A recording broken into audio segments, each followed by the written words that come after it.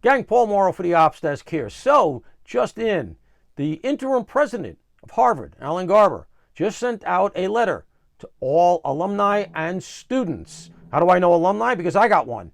Telling those students, if you are occupying and you're still there, you're going to be suspended at the least. You won't be able to sit for exams, and we may not let you back on campus.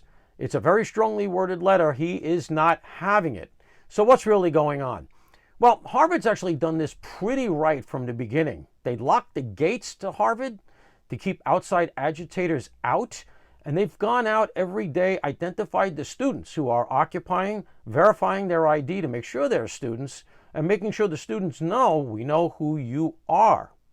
Now, as we go forward, as we come to the end of the year, the parents are going to be coming into that area to get their kids out. It's called Freshman Pack-Out Day or some such thing. Harvard doesn't want the parents to see this nonsense.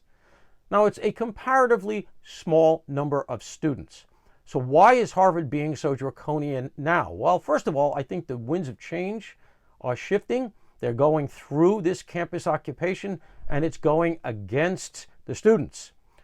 They also want to have their commencement exercise, which is a big deal at Harvard, without any disruption. But there's also the money and the politics. The head of the board of Harvard, who really controls the whole situation, is Penny Pritzker. So who are the Pritzkers? Well, they are the heirs to the Hyatt hotel chain and major Democratic donors. Penny Pritzker is the head of the Harvard board. She's actually the sister of the Illinois governor, and her bestie in the world is reportedly Barack Obama, who she tried to take over the presidency of Harvard after Claudine Gay was ousted. So it looks like Harvard's actually being run from Chicago. Why does that matter? Well, look what else is going to be run from Chicago this summer. The DNC, the Democratic National Convention. And so none of the above wants a continuing domestic squabble leading into that. They know they're going to have trouble in August for 4 days this summer, and they're doing everything they can to tamp it down.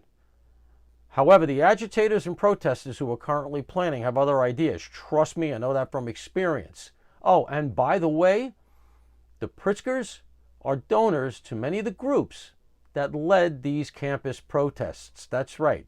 So the Pritzkers are on both sides of this.